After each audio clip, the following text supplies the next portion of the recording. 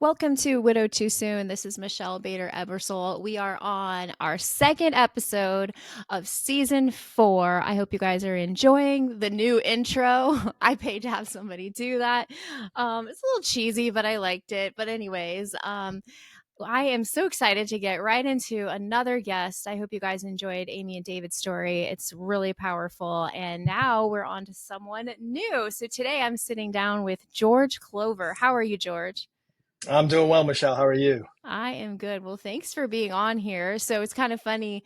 I think it was months ago, George, that you reached out to me and said you'd love to be a guest. And I'm like, yes. And then I kind of forgot because I get messages through like Instagram, Facebook, different pages. And I'm like, I don't know where that was. And so you heard me in another podcast when Yes, I said, there's that guy. And then you reached out to me and said, was I that guy?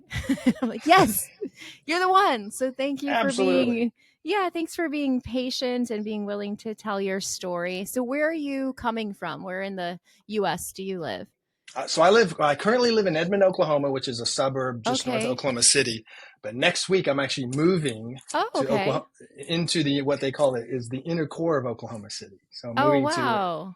moving to an area called the Plaza District, and so I'm looking Okay. forward to Well, that. cool. Well, you still made time to do a podcast. So, that's awesome. So, thank you very much. So, we're going to just dive right into it. So, why don't you go ahead and start by telling us about your late wife, how you met her, your story, and we're excited to hear it. Sure, sure. So Holly and I met. We met in 1993, and Mm. in Mali in West Africa, Oh, and wow.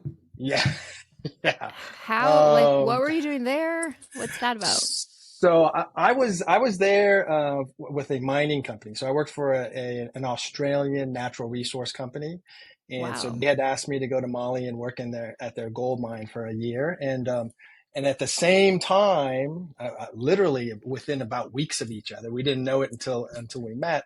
A few weeks after I arrived in Mali, Holly arrived in Mali as a Peace Corps volunteer.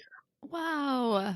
Yeah, so she was a Peace Corps volunteer there, and I had just gotten through a divorce with my high school Mm. sweetheart. Mm-hmm. So living, I met Holly. I would say it was about June or July because I was actually dating another Peace Corps volunteer. I'd met another Okay. Peace Corps volunteer and was, I guess you could say, dating Mm-hmm. it. Um, and so she introduced me to her friends, and Holly was one of her friends. And it was about a year, almost 10 months after that. Holly and I were just good friends, and she would tell me about like her family, and at the time she had a cousin who was battling breast cancer. Mm. And I'll never forget. I mean, it was the moment for me where I knew when I realized, okay, Holly's going to be my soulmate and my life Wow. partner. And she had told me about when her cousin had passed away from breast cancer. She had just found out, and she was so worried and concerned about her cousin's 3 daughters, who were fairly young at the time, Mm. and was just heartbroken for the 3 girls because they lost their mother at an early age. And I just saw that care and compassion that Holly had for just for others. I Yeah. mean, I saw it building up during that time. During the time that she and I were just friends. I mean, we would always just hang out together. I would go to her village that she worked in, and hang out there. And she said I was the only visitor that actually ate everything that the village elders served. Wow. So I think that impressed her. I mean, Yeah. I could basically eat anything that they put in front of me, and so um, it was. So we were. I guess we had about 3 or 4 months after that, we got engaged. And so Mm. I proposed to her on the beaches of San Sebastian, Spain. She loved to travel. And that was another thing. Wow.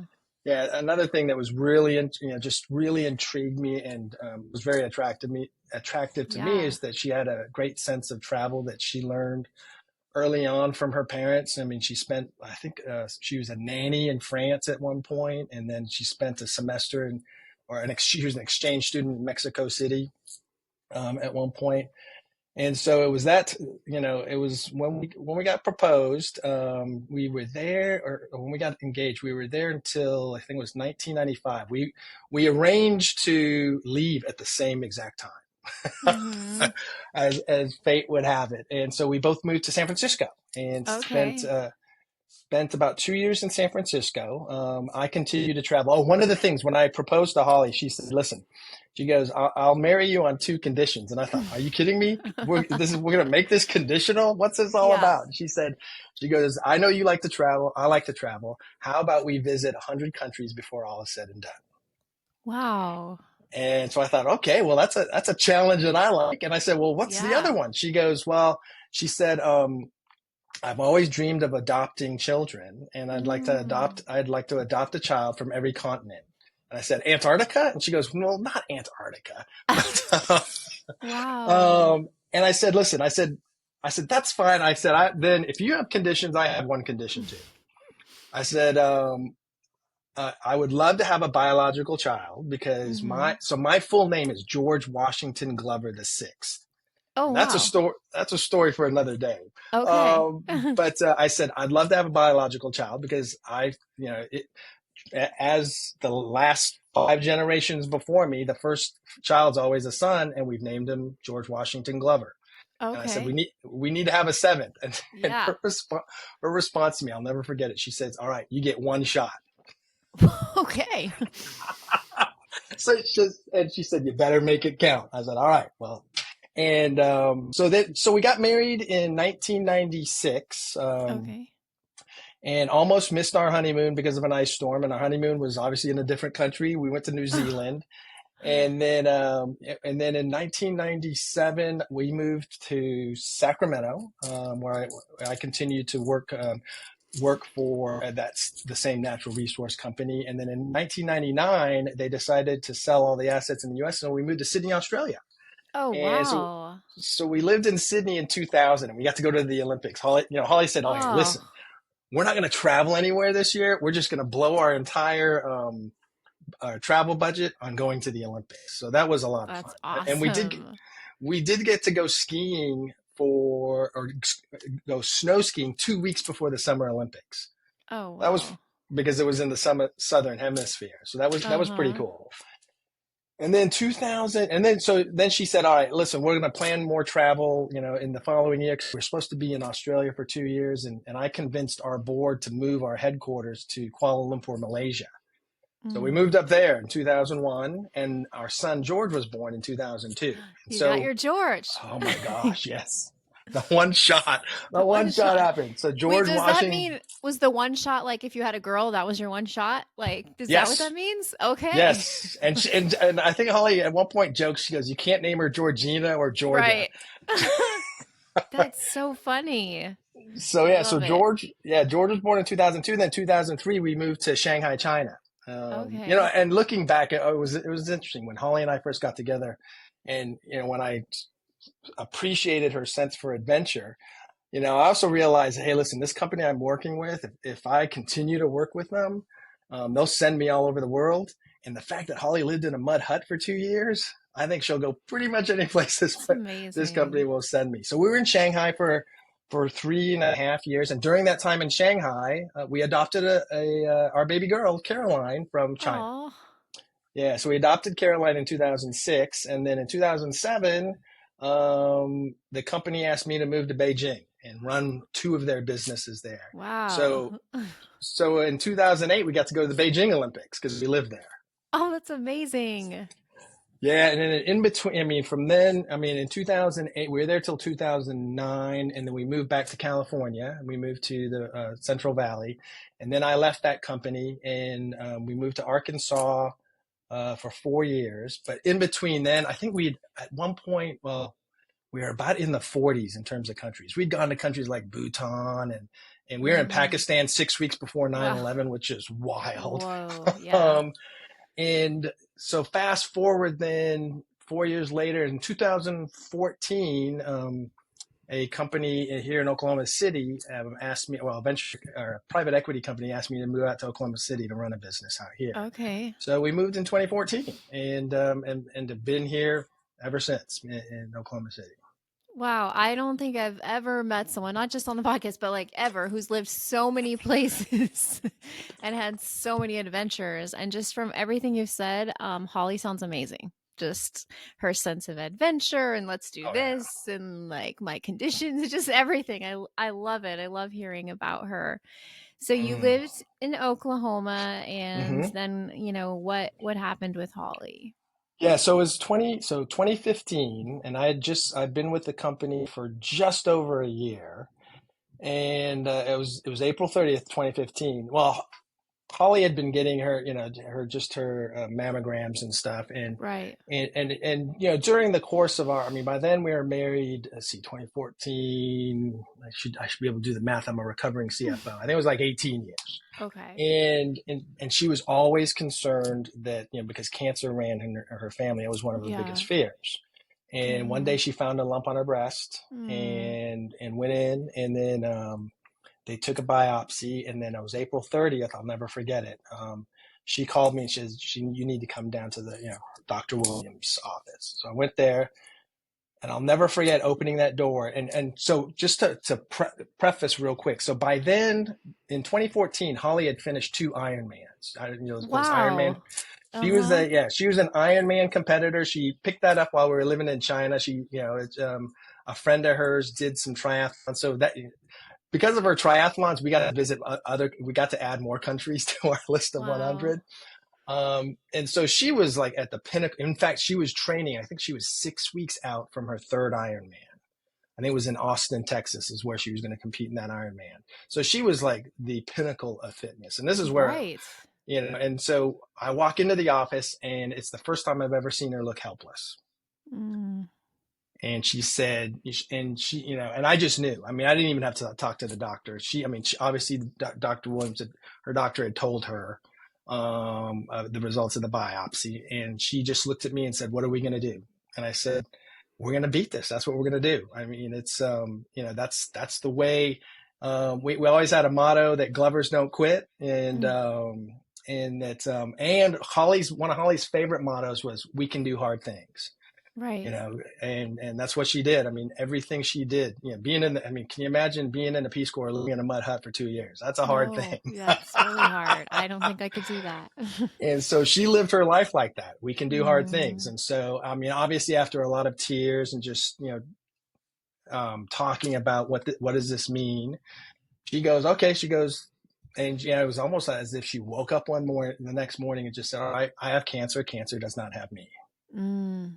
And she said, we are going to live a life well lived for however long. She goes, I plan to live my entire life and be old and have grandbabies, and we're going to beat this thing. And so that's the attitude she took. It was interesting, like the chemo. I think I forget what the actual name for the chemo that she had was, but it was Mm-hmm. this big old syringe with red chemo in it, Wow. and the nurses called it the Red Devil. She called it the Crimson Angel, Oh, it's all and how you that look at it. Yeah.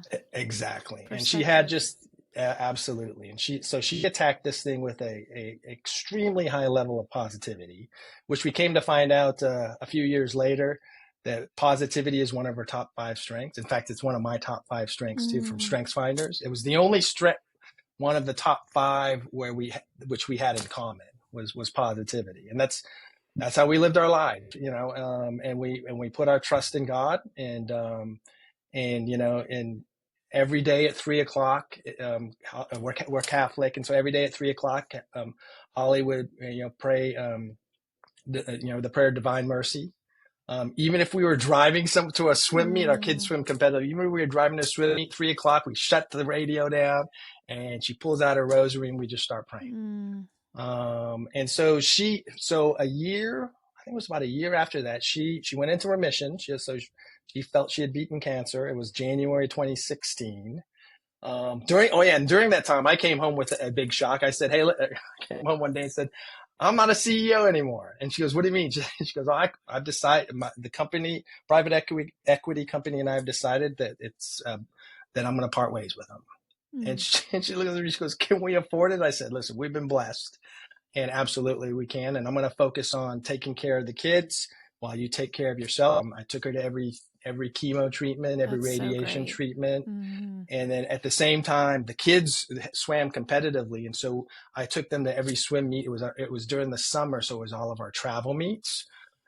And so I took them to every travel meet, and in fact, and so she wasn't able to go, so I would FaceTime her while the kids were swimming, And so then fast forward to 2016, she went into remission, and then that's when I switched my jobs and I became an executive coach because it gave me a lot of flexibility in terms of my Right. time.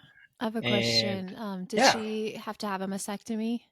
in fact, she did a bilateral just in Uh-huh. case. Yeah. Yeah. So Okay. yeah, she did. In fact, just a real quick story on that. The morning of her surgery, we're sitting there in the waiting room or the prep operating prep room, and the surgeon comes in and he asks her. He goes, "All right, Mrs. Glover, how are you doing?" And she goes, "No, no, no." She goes, "I'm fine. The most important question is how are you doing today?" I love it. And he goes, "You're the Mm-hmm. first person that's ever asked me that." She goes, "Listen, if we're gonna do this, you better do it right." Yes. Oh, I love that. What a great attitude. So yeah, no. So she had the And I bilateral. It was shortly, and actually, it was before. It was the first thing she did, even before she started chemo. mm-hmm. And I'm Yeah. wondering at this point, how old are the kids and how are they reacting to all of this? Yes, that's a great question. So the kids, in 2015, George was 12 Okay. and Caroline was 9. Okay. So really And so young. we explained, Mm-hmm. we did explain to him that, mommy was sick, and she had, we didn't say, I mean, we were upfront and honest. Like Caroline, we told her from the day she could recognize what adoption is, that that she was Mm-hmm. adopted.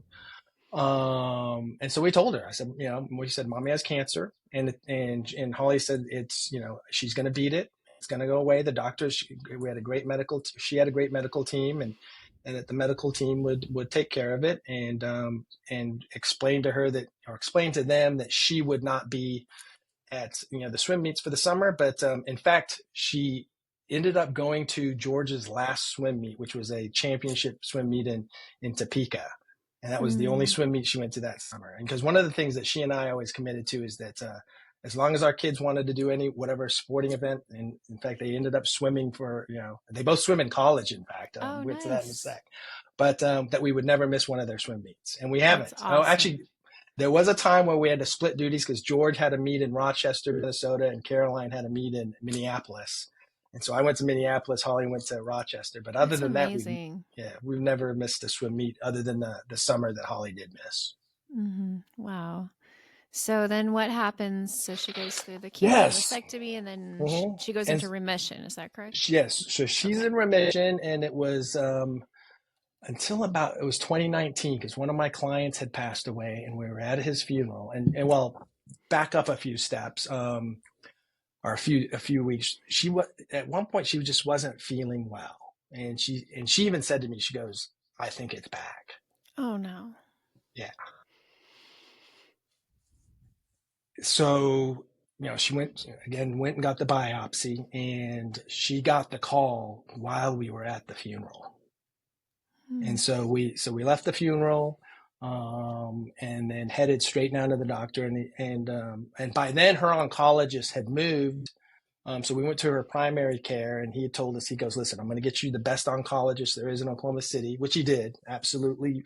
We called her the bulldog, but she's very aggressive when it comes to treatments. And that's also when she started to sign up for clinical trials. Well, yeah, because one of the things that when she had cancer the first time, one of the things that she did was genetic testing because her dad passed away Mm. from pancreatic cancer. Her uncles have passed away from Uh-huh. cancer, and her cousin as well. And she does have a genetic. She did. We did discover she had a genetic mutation. So that always sat in the back of her mind, was that Right. there is a possibility it could come back again someday. And so in 2019 it did. And by then, let's see, George was 16 and Caroline was 13. Um, and so we explained to them again, that mom, not, it went from mommy to mom, Right. that the cancer is back, but everything will still be okay. And Holly even said, well, yeah, because on the triathlon thing, after Holly had finished her last radiation in 2016, normally she would take a year to complete or to train for her triathlon Right. or her Ironmans. She did her third one in 10 months after her last radiation Amazing. treatment. Mm-hmm. And so then, so yeah, she's basic. And in fact, now that I think about it, in 2019, she was training for her fourth when the cancer came back. Oh, wow. and she was literally, it was almost as if it was Groundhog Day, because Right. she was literally weeks away from her fourth Ironman. Wow. And so and this was in March of 2019. So then she started an aggressive round of chemo, and because the cancer had spread, because she had the bilateral mastectomy, it wasn't in her, the breast cancer wasn't in her Right. breast anymore. It was now in her liver. Oh. And so it had metastasized to her liver, and so she did clinical trials based on her genetic mutation, and they did not. Well, no, the clinical trials was the third round. So she did the chemo, and then went back, and it was almost as if it was, well, not almost, it was divine mercy. Right as COVID hit, she went into remission again. Mm. Because when COVID hit, she I think she was one chemo treatment away from completing the round. And so she went in, during COVID, got her chemo treatment. Obviously, I couldn't go in with her this time. Right. And then they did, then all of a sudden, all her markers completely dropped. And then they did, tests, or they did a PET scan, and they said, oh yeah, I mean, in between the chemo, they also did, they used this thing, I call it the laser knife, because I don't know the medical terms, Yeah. and where they would just literally cut off, the tumors off her liver, Oh. with a laser. So she went into remission in 2020 during COVID, because one of the things that we Wow. were worried about was, oh my gosh, it's COVID. You're definitely immunocompromised. This is going Mm-hmm. to be risky, Yeah. in terms of even getting chemo and then being exposed to COVID. And then she was in remission for the second time until, let's see, I think it was the end of 2022. Let me think. Yeah, the end of 2020, or no, end of 2021. So Mm. it was short. I mean, she went. It was like Yeah. a year, and then she sensed that something was not right. And in fact, she was going to train for another Ironman, and then she just stopped training altogether. She said, "My body's something's not right," and so she went back in, got the biopsy, or the PET scan, and sure enough, this it was actually the second time where it was like in her. Or this time it was, or no, the second time it was in her lungs. They gotten rid of Mm. that. This time it was just on her liver. Sorry, the second time was in her lungs and liver. This time it was just on the liver. And then we went down to MD Anderson. Good gosh, I mean, I think we almost lived down in Houston at one point. But we went down Mm-hmm. to MD Anderson multiple times. She did 3 clinical trials, and Mm. none of them were successful. And then her oncologist said, "Well, let's just go back onto chemo." So she was on chemo. I think she never counted, and me being a recovering CFO, I always wanted to count, but she goes, "Don't count." She goes, "Let's not count." But I Yeah. estimate she did over 100 rounds of chemotherapy Whoa. during. Oh yeah, and Wow. here's the wild thing, Michelle. She never got sick from the chemo. Now She that's only amazing. she only experienced slight fatigue. Wow. That's She rare. took, as she said, she goes, "I take a few more naps than I used to." Mm-hmm. And she thinks it's because she ate well, she had a great attitude, and Yeah. also that God blessed her with not Mm-hmm. having to worry about that, about being sick, and focusing on battling the cancer. And I mean, and so fast forward then, so she's on the chemo until I think it was September. Yeah, September of 2023, last year. And it was wild. Her markers would go down, and then they would come back up. PET scans would show like that the tumors were decreasing in size. And then I think it was August, or late August of last year, they started to increase. Not only did they increase, they started to metastasize all over her liver. Mm. And it was, let me think. Actually, it wasn't. It was in October, because by in September. I mean, yeah, because a few weeks before she started to take a huge downturn. I mean, we went to the state fair, and she was feeling great when we were walking around. She would Right. go on these crazy power walks where I just could not keep up with her. I mean, she Wow. walks fast. Yeah, I called it Yeah. Holly fast. Um, in fact, I tried to do it this past Father's Day at her pace, and I thought I was going to die. But um, so yeah, so she kept up her fitness, but looking back, it was interesting. I think she realized that that the end was near, because in September, or in the summer of 2023, she got rid of all of her triathlon equipment. Oh, She interesting. sold it all and donated it all to charity. Yeah, because during this time, I mean, Mm. I always called her the Mother Teresa of the Peace Corps. During this Hmm. time, she was staying active. She was volunteering, helping Afghan refugees settle here in Wow. Oklahoma City. Was getting ready to teach Vietnamese women English, Wow. because when she was in China, she took a course on how to be an English instructor for folks whose English is a second language. And so, um, yeah, she drove Afghan refugees around everywhere. They would leave little trinkets in her car and stuff, like little interesting Hmm. drinks and stuff. But so it was September of 2023, actually September 30th. She and I went to a concert at the Jazz Lab here. It was it was a sibling trio, Girl Named Tom. Hmm. I guess they had won The Voice or something like that, Oh, but okay. it was beautiful, beautiful trio. And so we went there, and every time we'd go out on date nights, everything to her was a competition. It's like, all right, who's gonna be the first of the car? Who's gonna be the? I Oh, mean, funny. yeah, and she loved going fast. I mean, it was like one Hmm. day, because I bought an electric car. I bought a Tesla in early 2023. Mm. One day I'm just, the light turned green. We're at an intersection. She looks at me. She goes, "What are you doing?" I said, "What do you mean?" She goes, "Gun it." Funny. She says, "You have a fast car. Go fast." Yeah. So yeah, so September 30th. So it was the first time, I think, ever that I beat her to the car. And I look Hmm. back and she was winded, and Hmm. she's never, I mean, it was a 2 block walk, and she was winded. And I said, "Are you feeling okay?" She goes, she goes, "I think I may have eaten something bad for dinner or something. Something's Mm. not settling right." Right. And then it was October of 2023. October of last year was it was, I call it her 4 weeks of suffering. I mean, in 8.5 years, Mm.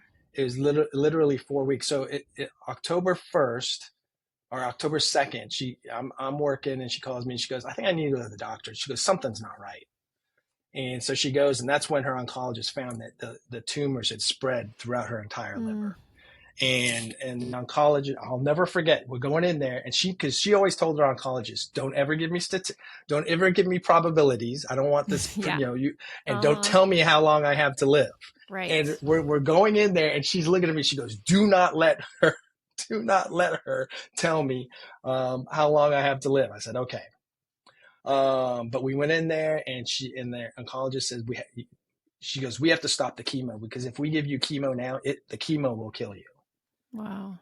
And there was fluid building up, and I don't know what the technical term for it is. I just call it abdominal fluid. It was building up in her abdomen because the liver was starting to shut down.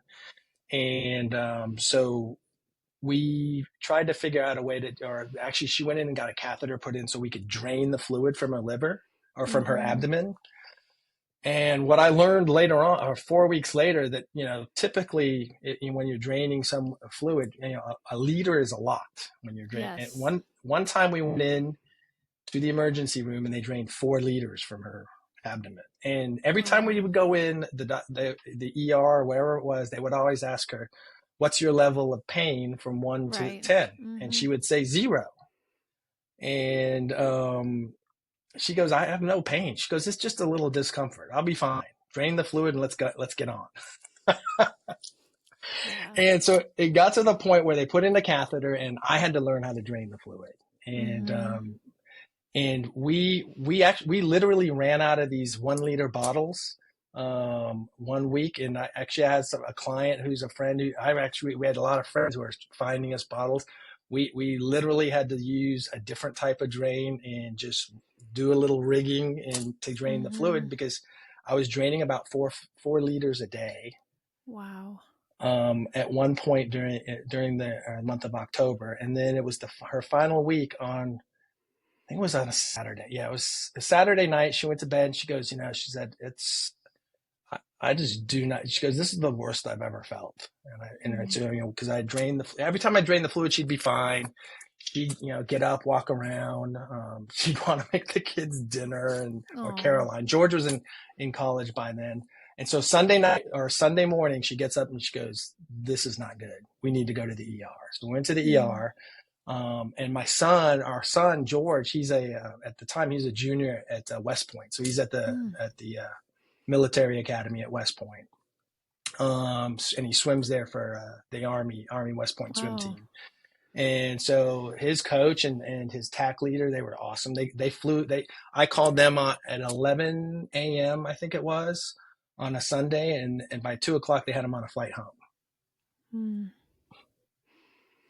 And so that night, Sunday night, they transferred her down to St. Anthony's Hospital in downtown Oklahoma City.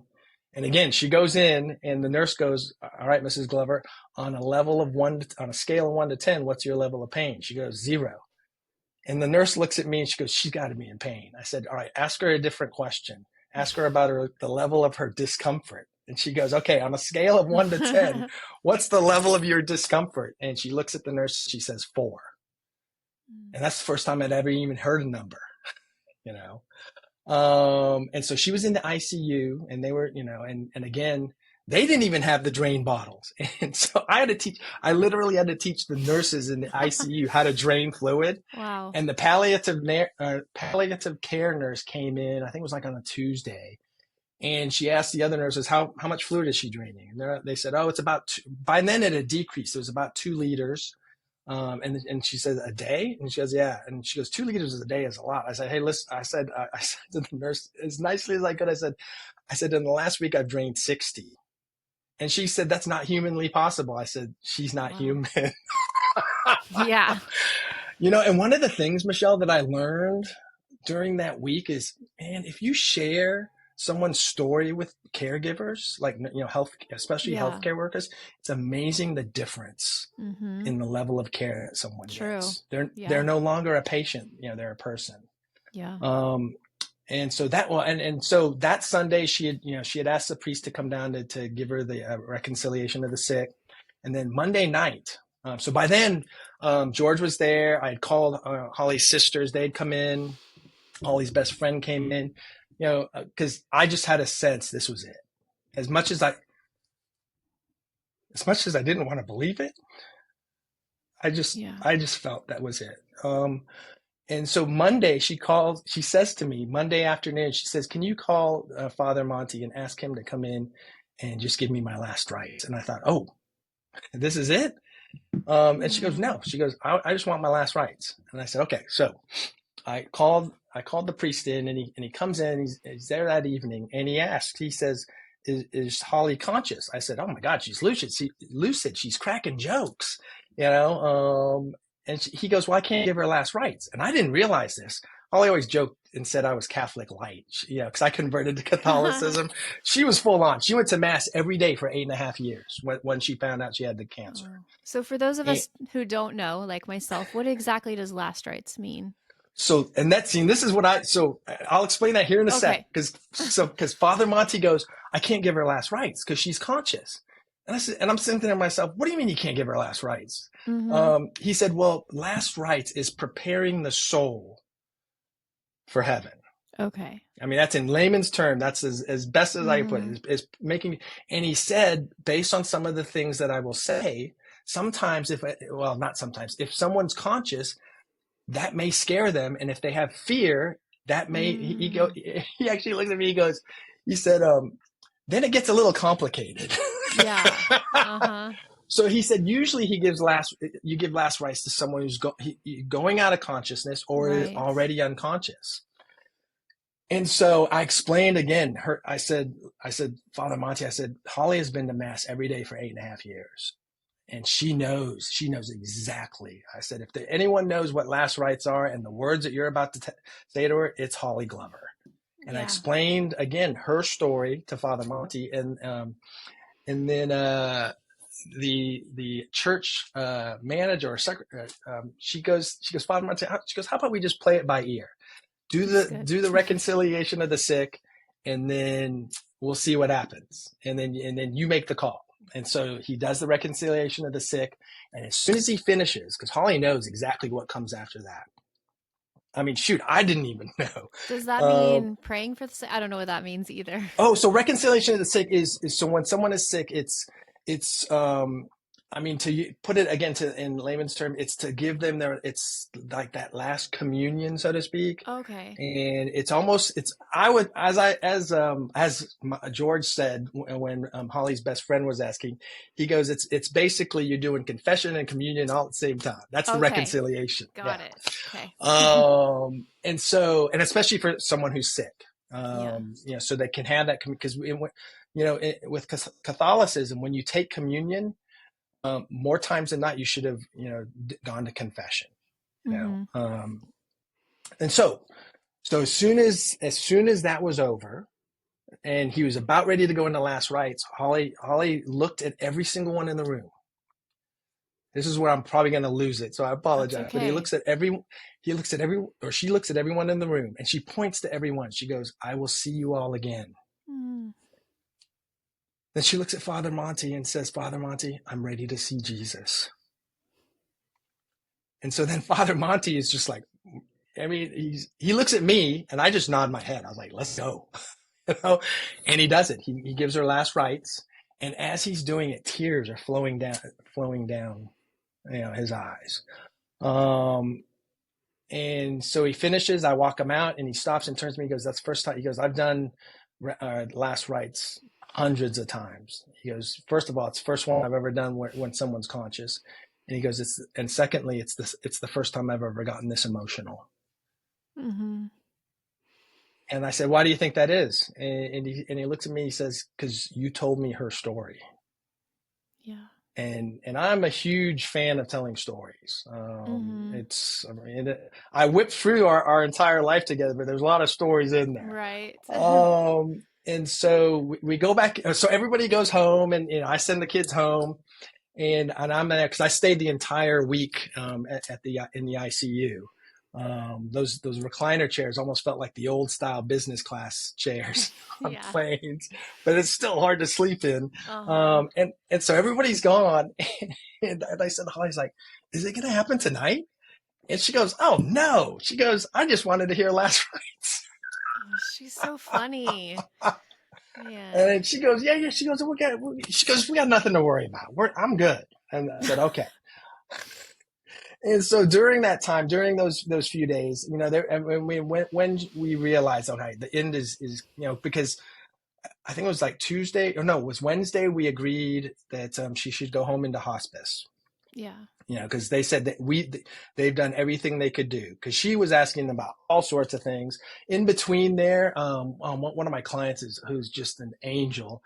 We looked at like naturopathic Mm-hmm. care, and so there was 1 week during that month of October where one of my clients who you'll love this one, Michelle. One of my clients is a pilot, Oh, nice. has a pilot's license. He flew Holly and I to Siloam Oh, Springs, Arkansas, from awesome. Oklahoma City, so that Holly could go get the care she needed, and then flew us That's back, great. which was awesome. So that was the last plane she ever flew in, Mm. was one of my clients' planes. So that Wednesday night, she looks at me and she says, "I'm glad it's me and not you." And I said, "What does that even mean?" And she said, "Well, you're going to know what to do." She said, "If it was you laying in this bed," she goes, "I would have no idea what to do in terms of just moving." And she said to our kids earlier that day, she said, "Listen," she said, "whatever happens, I want you all to move forward." She goes, "Moving on is different. Moving on means you could actually go backwards." She says, Mm. "Move forward. Promise me, you all will move forward."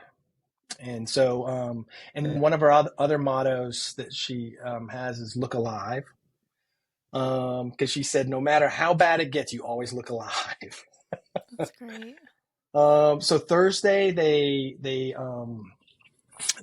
she got to, or I say got to because you'll love this one in here in a sec.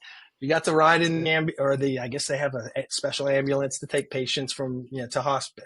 She went home to hospice.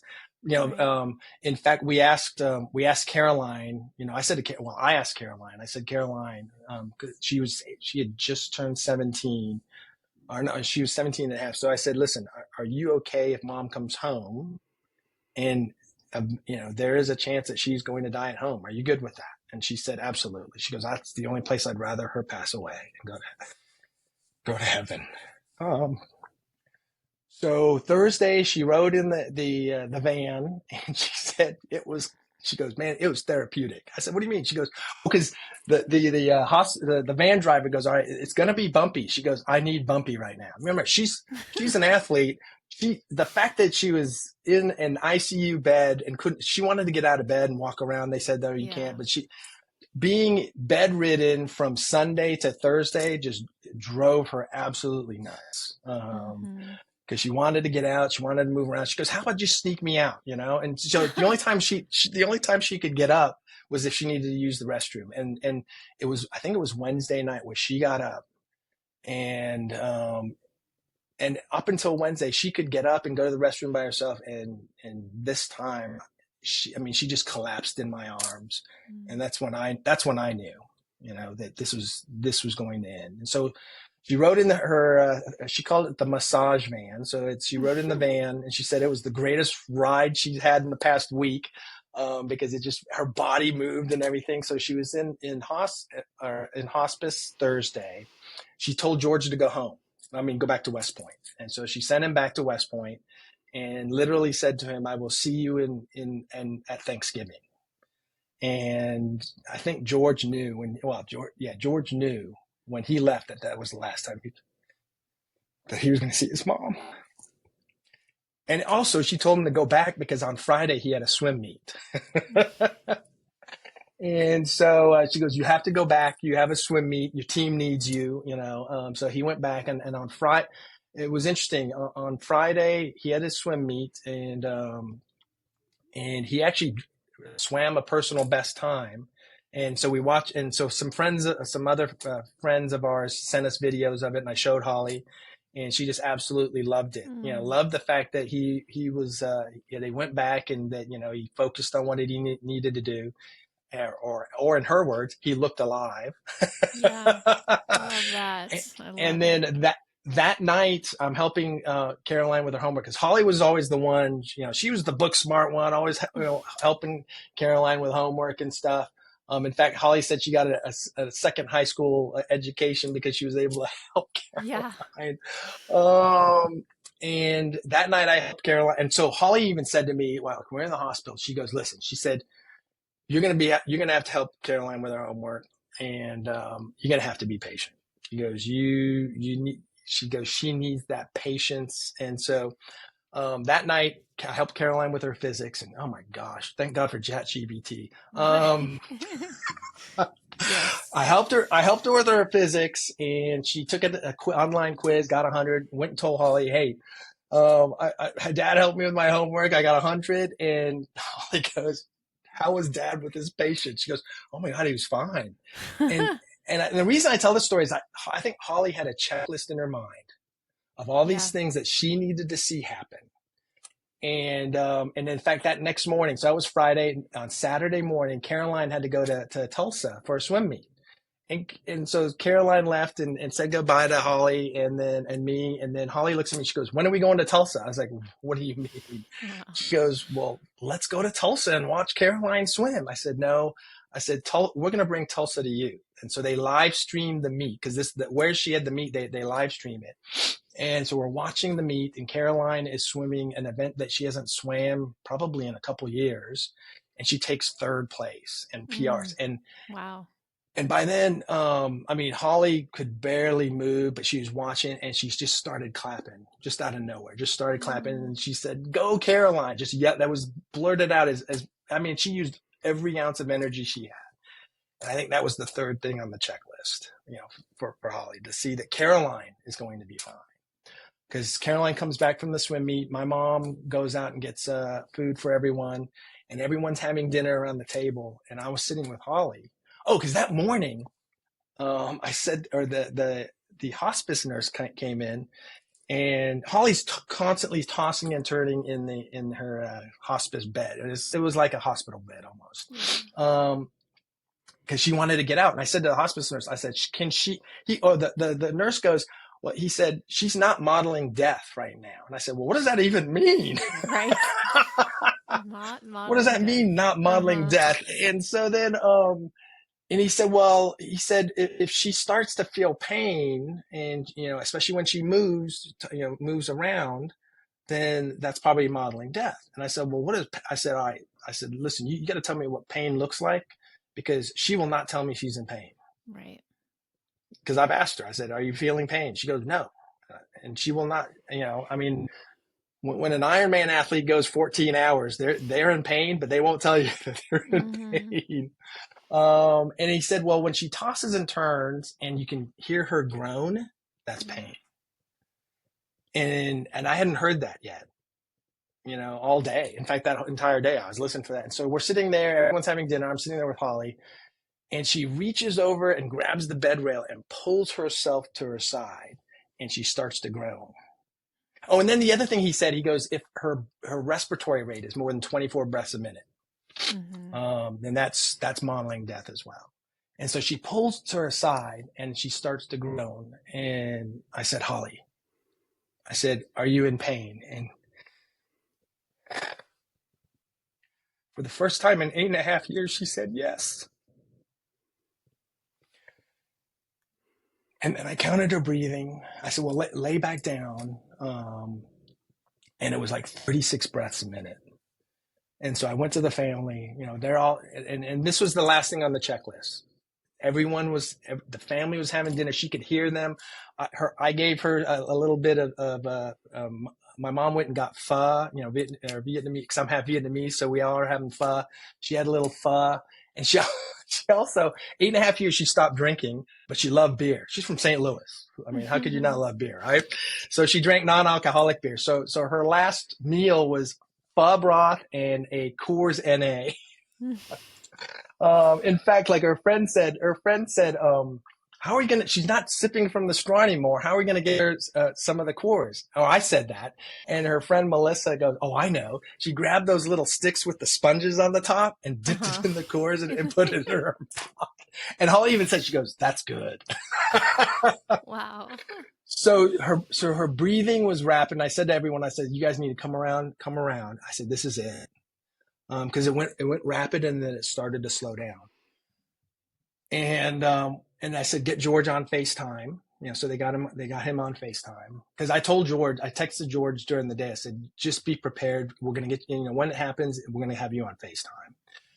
And so we had him on FaceTime, and her breathing started to slow down. And it was right after I told her, I said, listen, you're finally going to be okay. And we are going to be okay. And I think that's what she needed to hear. And then all of a sudden, I've heard it on previous podcasts. Her eyes just went right up there to the Mm. right up there to the left. I mean, and she took her last breaths.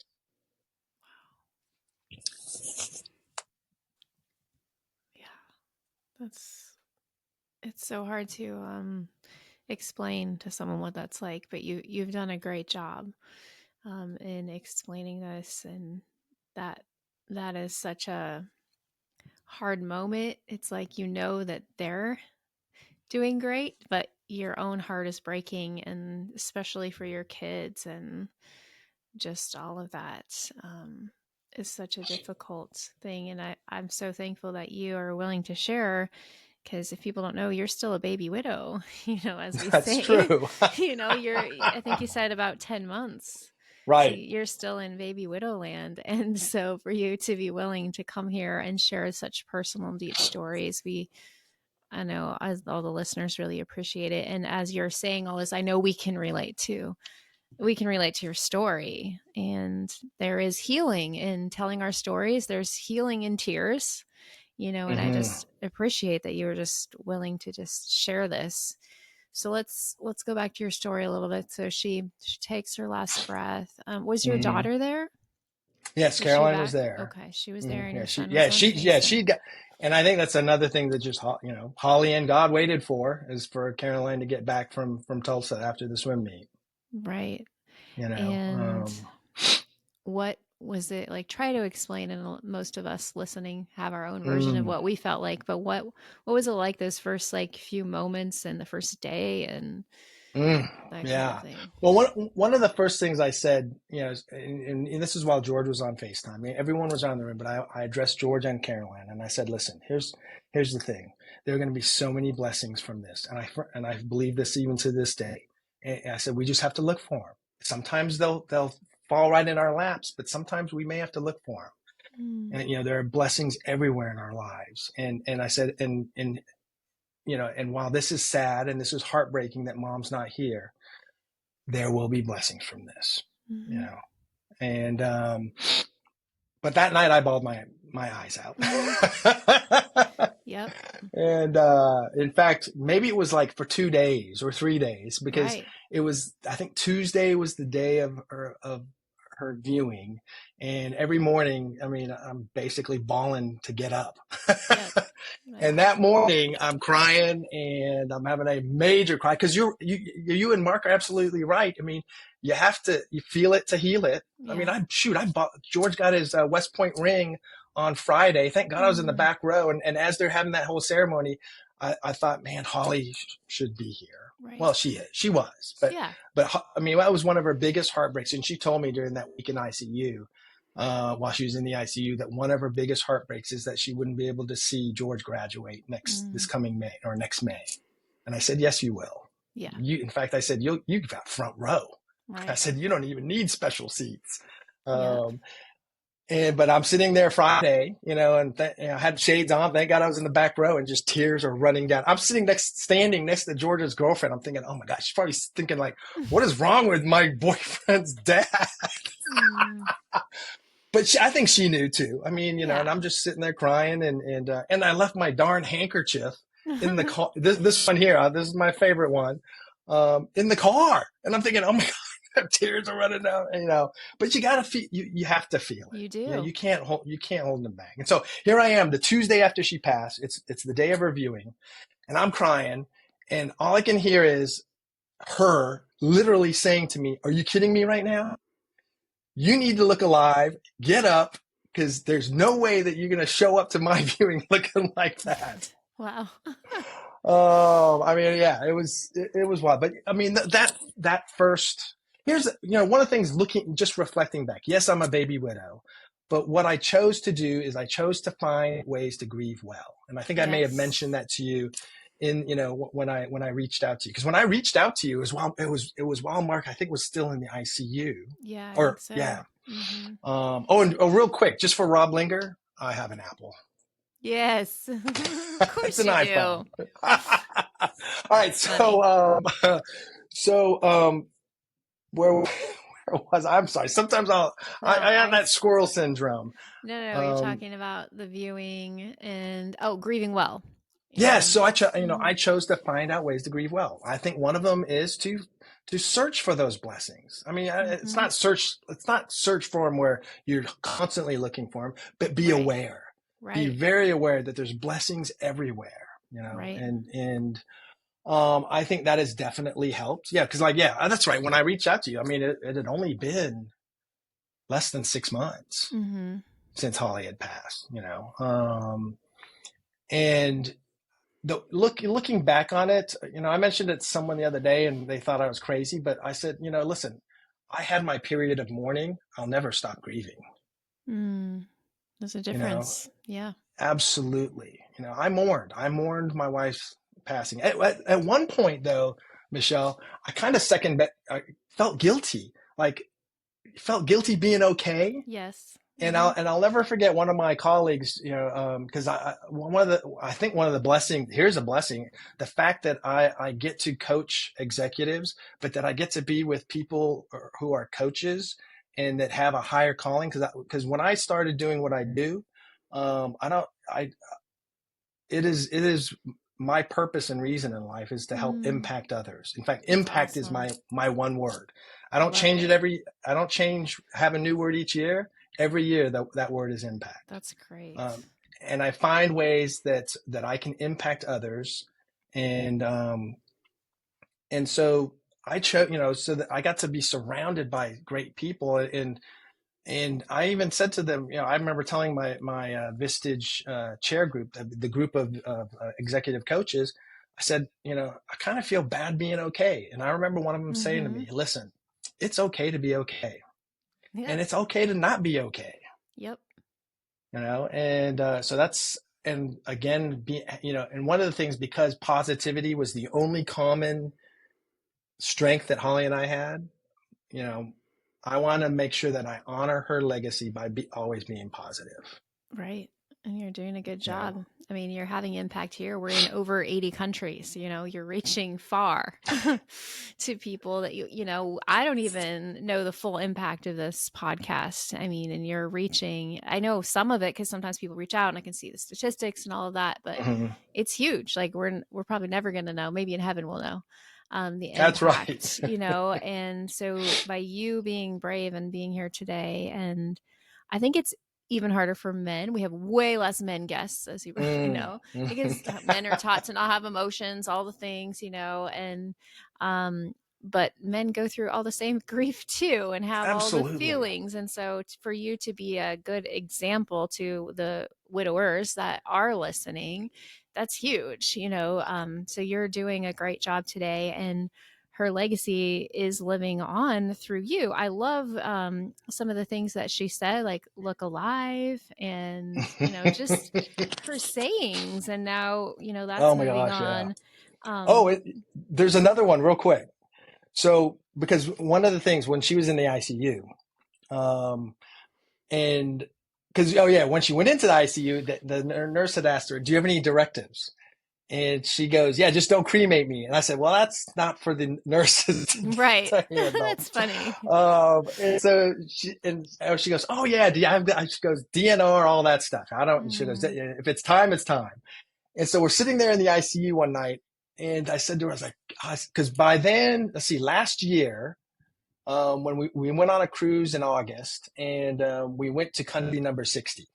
So 60, we went, yeah. so we got to visit Honduras, and that was number 60. So I said to her, I was like, "Hey, there's still 40 countries to go. Hmm. Listen, I'm still going to live up to my commitment to you." That's And awesome. I said, "But you're making it a little hard on me." I mean, we're sitting here having this jokingly, here she is in the ICU, literally days away from going to heaven, and we're sitting there joking. And I said, "How am I going to take you to these other 40 countries?" And she goes, "Just take my stuff." And I said, "What does that even mean?" She goes, and she looked at me like, "Come on, do I gotta we've been married 27 years, do I really have to explain everything to you?" And that's the look she gave me. And she said, for example, because she goes, "Take my Beat Navy button." So she has a button that says Beat Navy because George swims for Army. Right. um, she goes, "Take my Beat Navy button and pin it at the top of Mount Kilimanjaro," which is a trip that we had already planned. This was Oh, she because wow. 5 years after she said that she on her 5 year anniversary of being diagnosed with cancer, she wanted to climb Mount Kilimanjaro. Mm. And so that was 2020. Well, we all know what happened in Yeah. 2020. So I said, "Hey, I said, so when are we going to do Kilimanjaro?" She goes, "Oh, easy." She goes, "Let's just do it in year 10, which is 2025. Hmm. So next June, George and Caroline has no desire to go Right. up a mountain. In fact, her hiking up to a waterfall this past summer was a mountain for her. Yeah. So she's like, "I don't need to do it." But in June of next year, after George graduates, he and I are going to go climb Mount That's Kilimanjaro. awesome.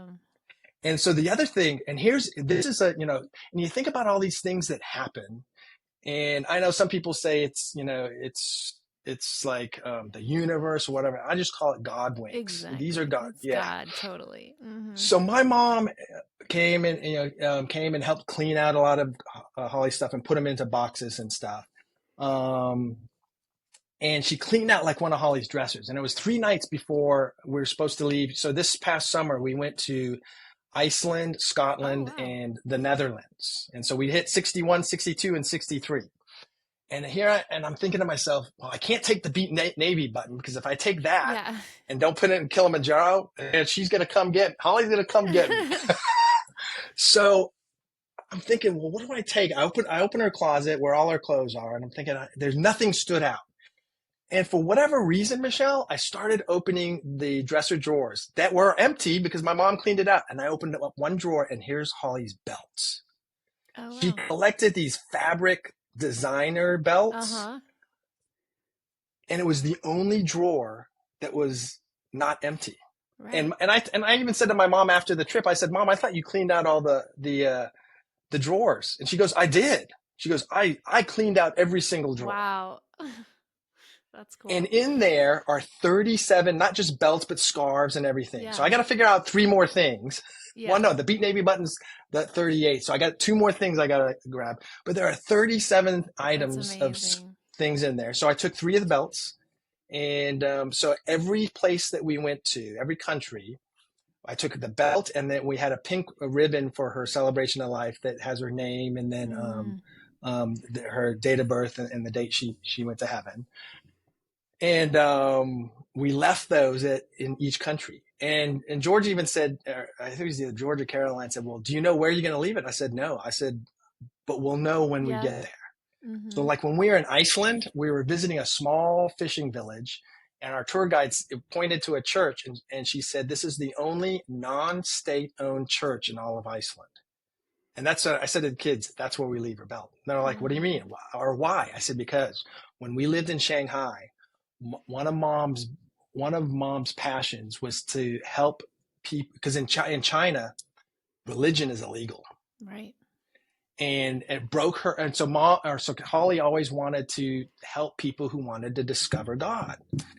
And it Mm. always broke her heart. Like one day she came back and she was in tears, and I said, "What's up?" She said, "Well, there was this man that was walking back and forth in front of the Catholic Church, which was actually owned by all the churches that were there for the foreigners were actually owned by the state or Chinese or communist government." And so she said the man was just walking back and forth, and he was praying.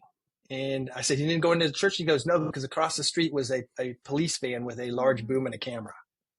And she said, had he crossed over into the church, he would have been arrested.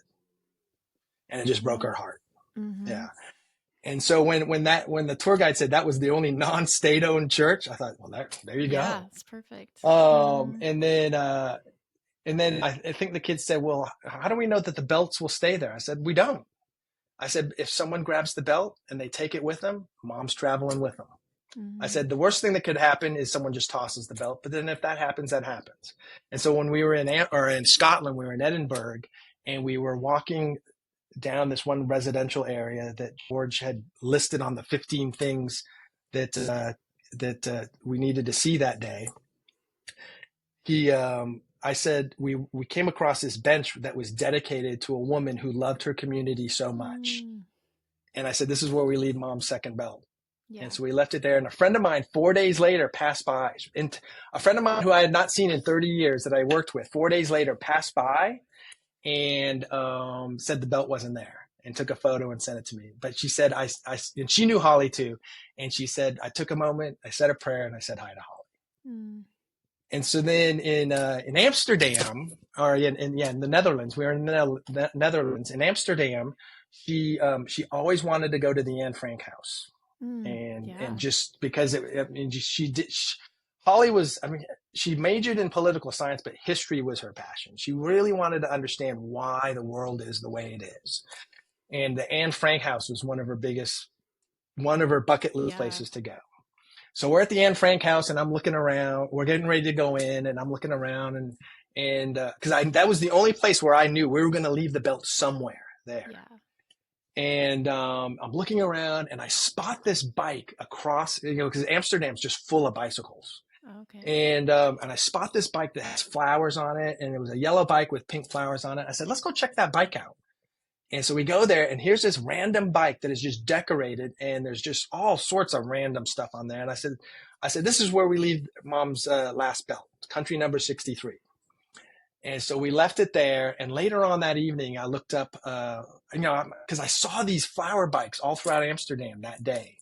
And I looked it up. I just Googled flower bike Amsterdam, and I found out that there's a man from Florida who lives with his wife in Amsterdam, and he's created these flower bikes because his wife has Alzheimer's, Mm. and he leaves bikes as a way for her to get home. Oh, that's so sweet. Yeah, so and he's known as the flower bike man. and Yeah. And so I left the bike there, and this was back in since early July, two of our friends have passed by the bike and the belt's still there. That's awesome. And so I posted out, you're friends with me on Yeah, I Facebook. gotta You can check it see on it. out. Yeah. Yeah. So the two bikes are still, or the belt's still there. And like I said, we've had two friends pass by it. And one took photos and sent it to me, saying, Holly's still here. That's awesome. That's so beautiful. I love that you are continuing to live life, to look alive, and that your kids are doing that. And, how are they in this grief process? And, it's a hard time.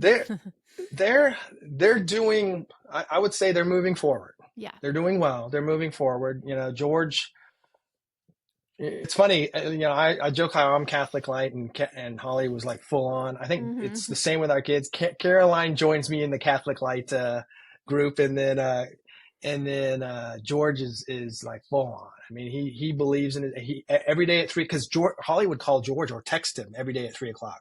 Oh, wow. Pray the prayer of the Divine Mercy. And so, and in fact, swim parents have said to me that they're impressed and amazed that before every one of George's swims, they can tell he's praying, because he makes the sign of the cross. And they Mm-hmm. said they know he doesn't do it just to make the sign of the cross. They know he's praying.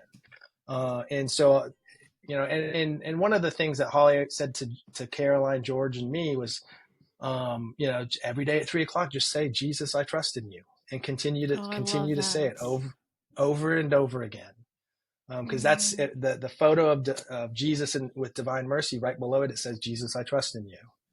Mm-hmm. And so they move forward. I mean, there's days where it's definitely they grieve. I mean, I remember one Yeah. day Caroline just literally we're doing our homework, and she just broke down crying. So we just Yeah. sat in her bed and cried together. Yep. That's good. And I think both of them, are honoring their mom, and living the life that they know that mom would want them to live.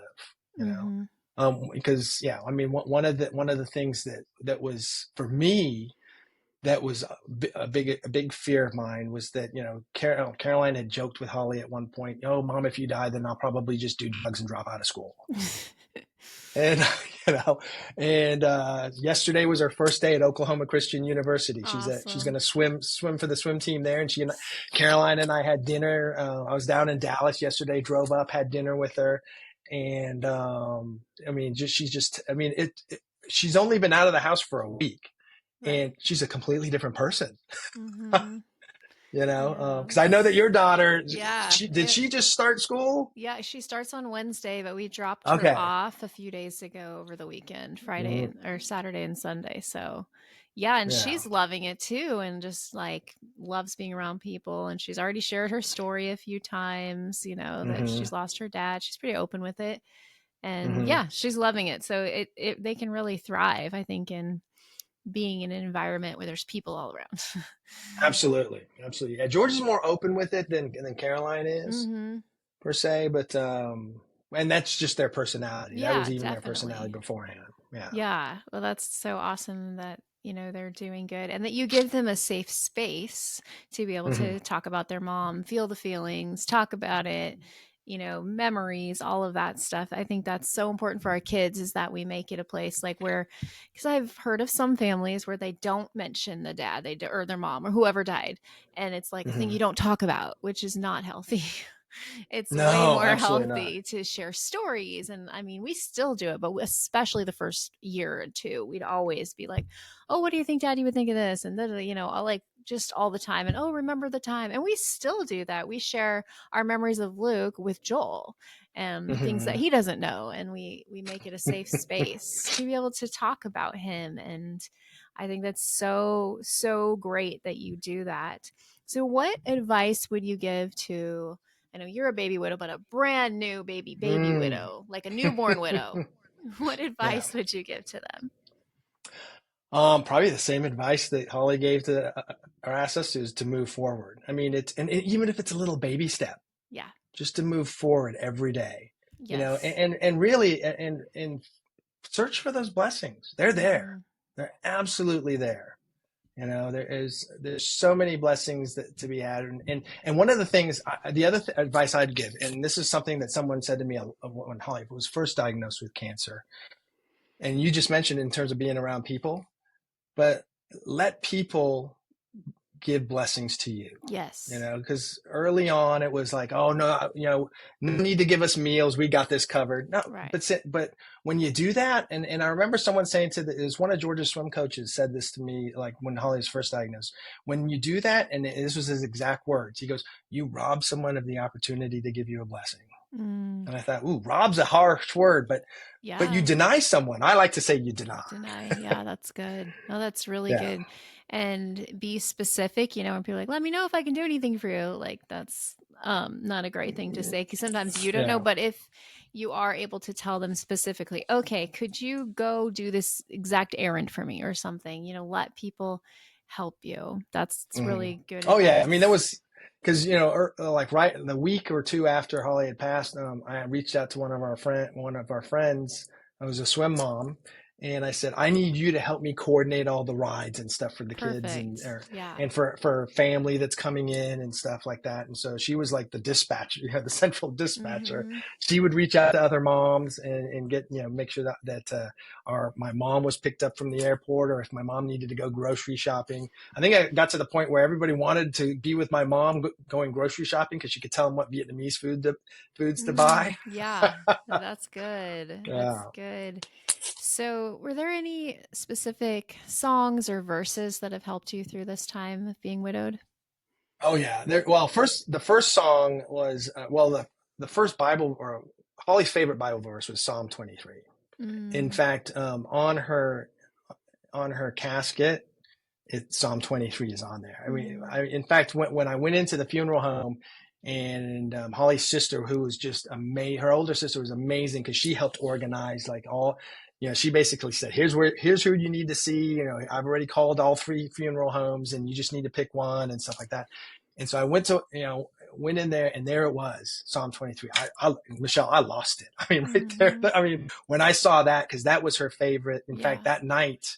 that night we went to the girl named Tom concert. They sang 23. It's just Oh, called 23, which they sing Psalm 23 is that's beautiful, awesome. absolutely beautiful. And so that one definitely is. But one of my favorites is 2 Corinthians 9, 8 through 10, and it says, and God is able to bless you abundantly, so that in all things at all times, having all that you need, you'll abound in every good work. That's so good. I love that. And then my favorite one, because this is how I lead myself, how I lead my family, is 1 Corinthians 16:14. It's do everything in love. Everything Oh, I that's do so good. is in love. Such a short, powerful verse. Like, if we could Absolutely. all memorize that and put that into practice, the world would be a better place for sure. Much. And then other songs, I mean, Blessings by Laura Story. I mean, Oh, love that one. yeah. And then Ocean. I mean, Oceans. Oceans Like is we good. would listen to Oceans from day one. When I say Yeah. day one, meaning when she was diagnosed, and then recently, Gratitude and It As Well are two of my Mm, others. And that's another piece of advice I would give people. I mean, whether you are a believer or not, there's just something about worship music and Christian music that just soothes the soul. true. True. When I went to a grief retreat like 2 months after Luke died, one of the advice they gave me, well, this lady who was praying over me was like, just play worship music all the time. And I have done Hmm. that a lot. I still do that. And it just, yeah, it's something super, super powerful and comforting. And that's great. That's great advice. What has been the most challenging thing about being widowed? The loneliness, Mm. not being able to share those moments of joy or moments of frustration or sadness with someone. I mean, I think that's been the biggest challenge, is having that companionship that, Yes. I mean, that's all I knew for 30 years. Right. It's one of the things that definitely, I mean, you see that, and I love the fact that you and Mark decided to move, because that was, like I would have people say, Mm-hmm. oh, don't make big decisions in the Right. first year. And I'm thinking to myself, I have big decisions to make. Right.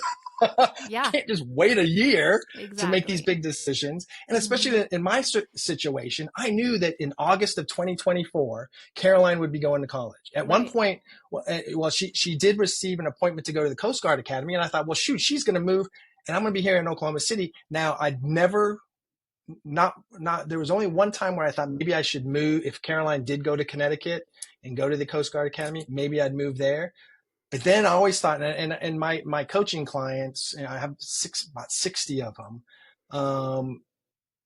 I do everything in love, and so the fact that I had 60 people who count on me every day, Yeah. and I get calls from them every day, um, Mm-hmm. I could not leave Oklahoma City. And there's just something, just like what I think it was Amy said it in the podcast with David. Mm-hmm. I'm not even going to try to pronounce her last name. Oh, Harity. Harity, there you go. I think Amy was talking about Oklahoma Yeah. and just something special about Oklahoma. She's absolutely right. I've been here 10 years and I don't see myself leaving. There's just something Mm. special about the people of Oklahoma that just makes me want to stay here. And I have people from all over the world. I've lived in five countries, 10 different cities. Holly and I moved 10 times together. And I've had people saying, all right, well, now that you're not tied to Oklahoma, why don't you come back overseas? And Mm. I don't want to. Right. There's just something about Oklahoma that is That's special. awesome. Yeah. So another question, what are your thoughts on dating again? Was interesting. I didn't even think, I haven't even given it a whole lot of thought. Yeah. And in fact, I love how you guys put it. And I will say this, your podcast has been a blessing. Oh, thank you. Absolute blessing. I mean, I remember, I'll get to the dating thing, but I got to tell the story. I like the stories, right? I know. You're good at telling them. And so I'm sitting there and I don't remember if I was getting ready to go to a meeting, but it was a day where grief hit me, like a brick house. And I'm sitting in the parking lot thinking, I need something. I was listening to worship music and I thought, shoot, there's got to be podcasts out there or something. And so here I am sitting in my Tesla, searching on Apple Music. Come on, find me something. And I don't know if it was your logo or what it was. And it just caught my eye. And, oh yeah, because some of the podcasts were just one person, that was hosting the podcast. And so I clicked on yours, and then I'm not gonna lie here. And at first I'm hearing the banter. I was like, "Are you kidding me? This is it?" Yes. I'm thinking, are they gonna talk about grief or what? Are they gonna get to the point? Come on. Exactly. But then I just kept listening to that, and what really just drew me in was the fact that you and Mark were so real. Yeah. And I've listened to it. I mean, I look forward to Tuesday mornings. I love that. Because Tuesday mornings means there's a new podcast. Now, Yeah. I don't know if I listen to my own. Oh, you should. No, I know it is weird. Sometimes I don't always listen back, but it is fun to hear it though. And I know your friends and family are going to love hearing it. I'm sure kids will love it. And yeah. So back to dating. I believed, and just like what you guys said, I am going to put my trust in Jesus and let God write my love story, my second love story. Yep. So I'm really not, because some people are like, oh, you should go on to dating sites. And I thought, well, I'm just going to let it happen naturally, and if all of a sudden I wake up one morning and God says, hey, go to a dating site, I guess I'll go to a dating site. But, but I will say this, back in May, I was getting ready to have this big event, or big summit for all my clients and my colleague in Tulsa. And a gentleman who was sponsoring our event reached out and said, hey, you need to meet so-and-so. This person wants to be is interested in becoming a Vistage speaker. I heard her speak and she does a phenomenal job. She talks about emotional intelligence and artificial intelligence. Oh, wow. So we met for coffee, and I think it was it was the Friday. Caroline had a swim meet, so I was a little pressed on time. we met for coffee, and I don't think we even talked about work or business. And she told me her story and then said to me, you have 15 minutes to tell me your story, and claims that I took 25. Um, so I'm telling her my story. And when I got to the part where Holly had passed, she just broke down in Mm, tears. Just started crying. And I thought, whoa, this is cause I've told people my story and Holly's story.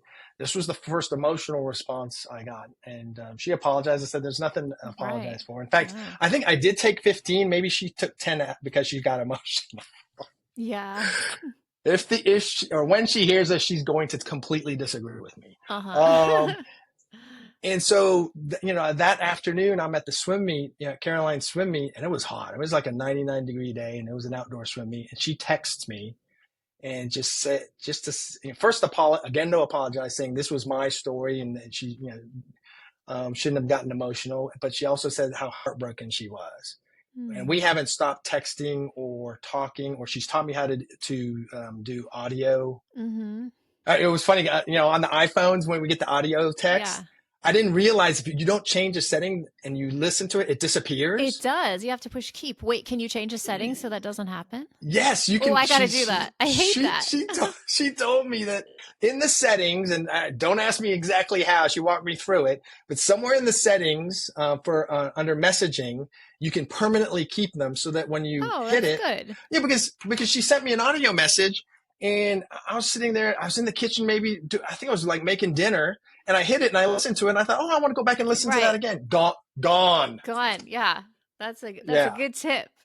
So I've learned how to do the audio messages and to keep it, and we've met for drinks and coffee and stuff a Yeah. few times, and if whatever happens, the way I look at it is this: right now, she's such a good friend. That's awesome. She, Yeah. and I actually told her, I said, listen, I said, because 2 weeks before that, and this is sometimes that, when we're grieving, sometimes that the whole widow or widower's cloud and stuff, but Yeah. also the thing, sometimes when we're grieving, we may occupy ourselves with just so many things that we're just moving at a frantic pace. And one of my Mm-hmm. colleagues, 2 weeks before I met her, this person, one of my colleagues said, you're moving way, and she's a widower. She's a widow. Yeah, I know what you meant.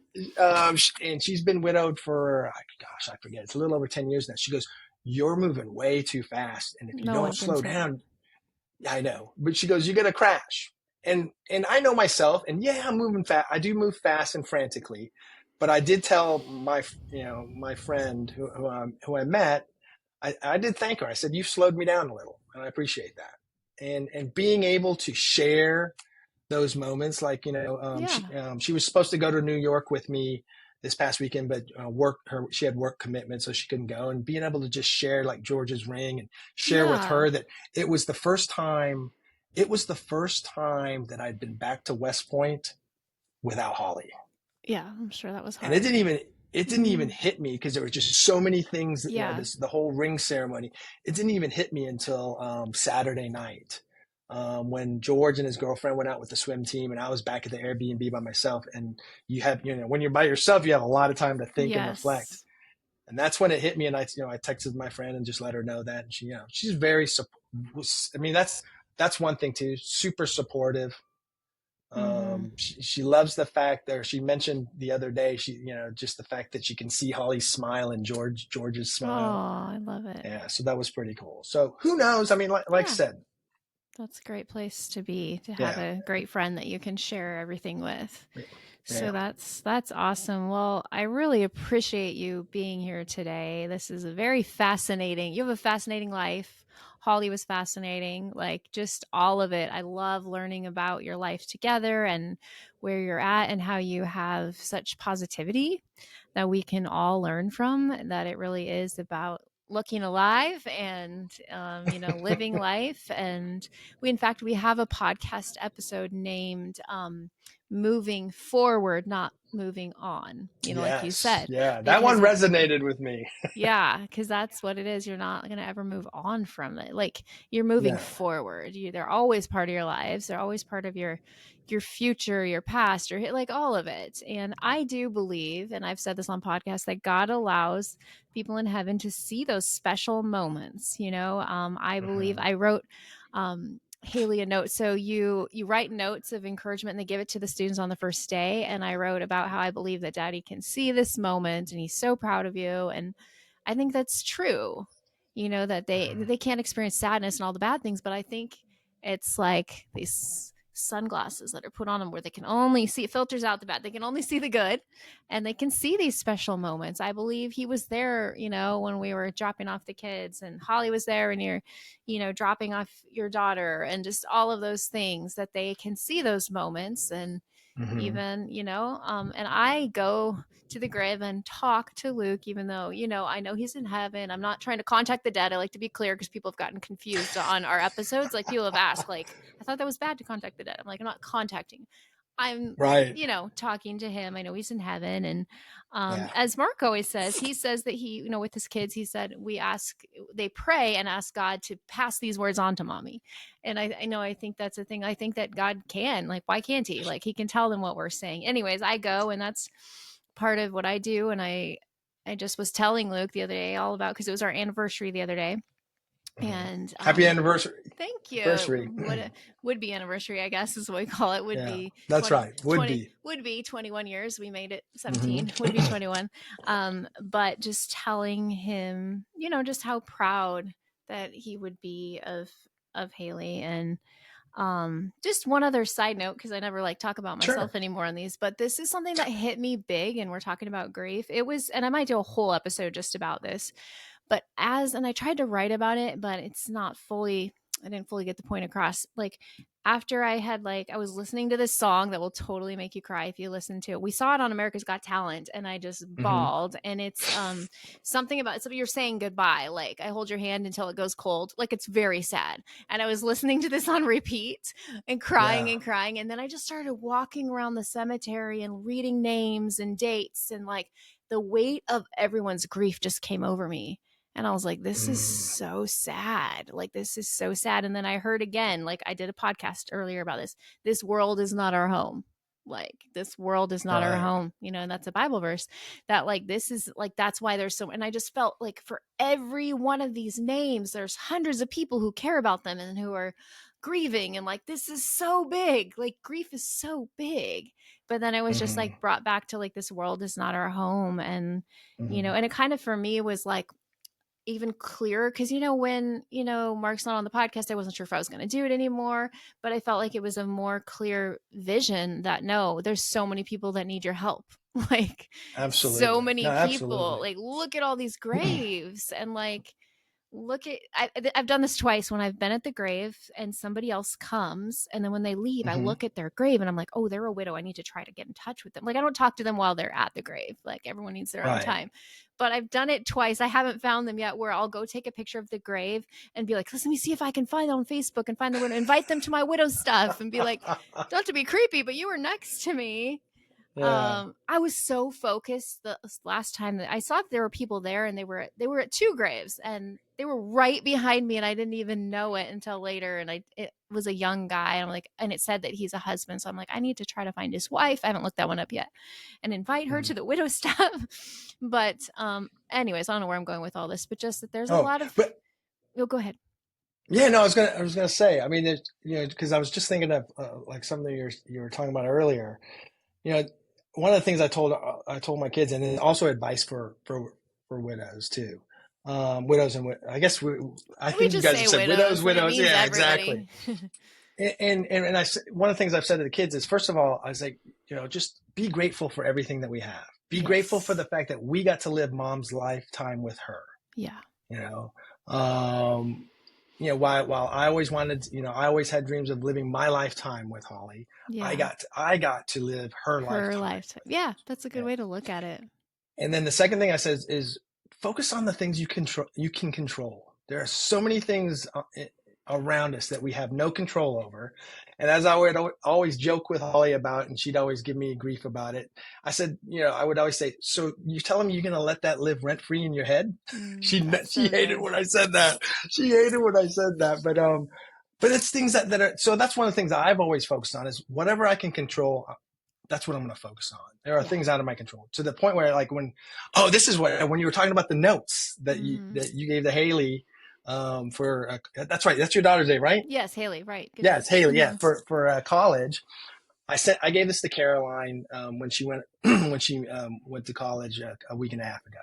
And I did not write this. I got this from a runner friend of mine who is a believer. And he says here, learn to control your controllables. And he lists 9 things. And he says, your disposition.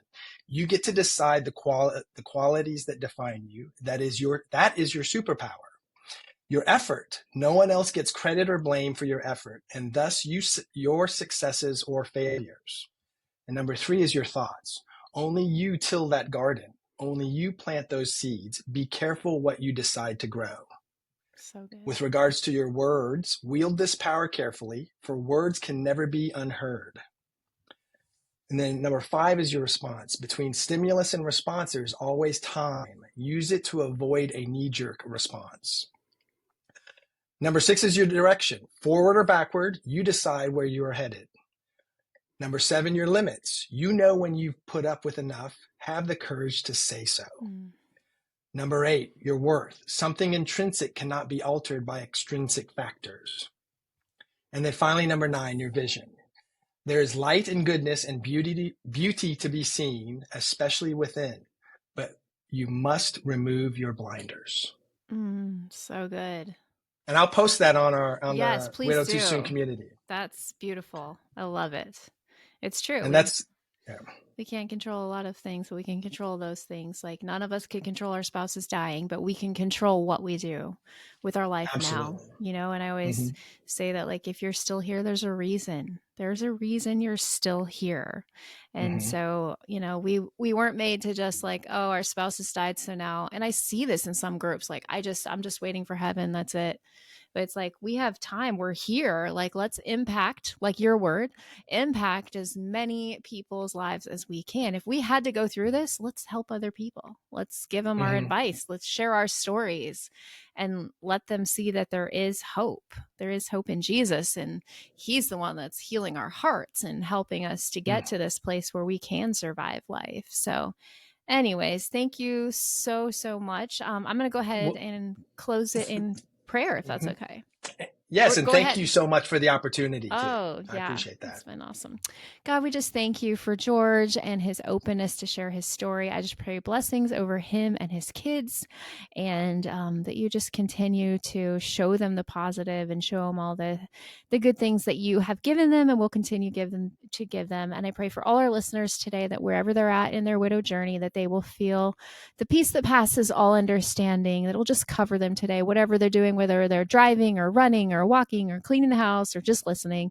I just pray that you give that to them today. And we just thank you for technology and the opportunity to be in countries all over the world. And we just thank you for all this. Amen. So if you like this podcast, okay, it's a new season. I'm still going to say it. Give it a little bing, 5 stars on Apple Podcasts or wherever you listen. Even though my lady says it at the end in the little outro, it's okay. You still want to hear me say bing, 5 stars. That's right. But anyways, one of the biggest things you can do that might impact your life right now is to join our Widow Too Soon community page. That is where people can interact. We have the other one. It's just you can't post, and that's kind of a bummer. So that's why we switched over to the group. So now people can interact and post and all of that, and you'll see all of our new podcast episodes. And what I've been loving about that page, it's been growing. Like, I just looked it up, it said it grew like 60 people in a week, and I was like, whoa, is that people are encouraging other people. Like, sometimes I don't get to it right away, and there's like listeners, you guys are encouraging each other, and that is a beautiful thing when there's a community that you start, but you don't have to, like, leaders are rising up and they're able to help others. And sometimes the best way to help your own pain is to pour into somebody else. And so I highly advise joining that. You can just search Widow Too Soon community on Facebook, or there's a link in the show notes. So hope you guys have a wonderful day. And thanks again, George, for being here. Thank you. All right. Bye.